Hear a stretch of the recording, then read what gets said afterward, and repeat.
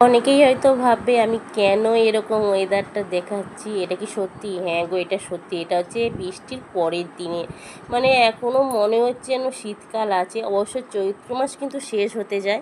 সংসারের সব কাজ শেষ, এখন যাবো স্নানে। আর এদিকে একটু চুলের যত্ন নেব, কারণ এই চুলটা আমি যে এত যত্ন নিচ্ছি, তারপরেও চুলটা আমি আর আগের মতো করতে পারছি না। আমার সোনা মা, আমার সোনা পাখি, আমি যে কত নামে ওদেরকে ডাকি। এইদিকে সকালে দেখছে ফোন আর সাথে খাচ্ছে চা। ওর এখন পরীক্ষা শেষ হয়ে গেছে।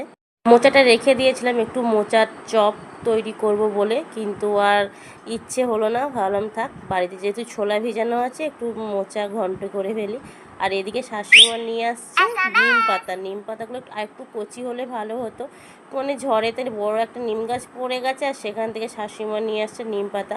নিম পাতা কচি হোক বা বুড়ো, খুব বুড়োও না, কিন্তু উপকার একই থাকে। এই ফুলগুলো আমি ফেলে দেবো, শুধু পাতাগুলো বেছে নেব। শুধু ওদের মুখখানা দেখেছো, ওরা একদম খেতে চায় না, কেন জানি না। এই এখন ওদেরকে যে কী করে খাওয়াতে হয়, আমাকে কী কষ্টে যে খাওয়াতে হয়, মানে সব রকম চাট বলতে পারো, শসা, পেঁয়াজ, ছোলা। ছোলা আমি সবসময় ভিজিয়ে রাখি, একটু অঙ্কুর হয়ে গেলে তারপর ওদের খাওয়ানোর চেষ্টা করি। ডিম সিদ্ধ, কোলা, অঙ্কুর, ছোলা।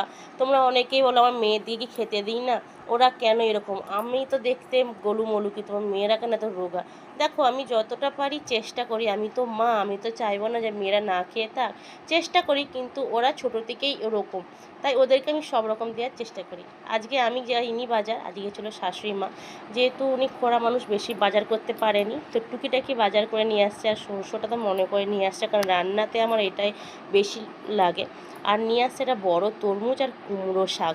তরমুজটা নিয়ে আসছে আমার মেয়েদের আবদারে, কারণ ওর ঠাম্মি বাজারে গেলেই ওরা বলবে, ঠাম্মি মাছ মাংস না আনো, কিন্তু ফলটা তুমি আমাদের জন্য সবসময় আনো।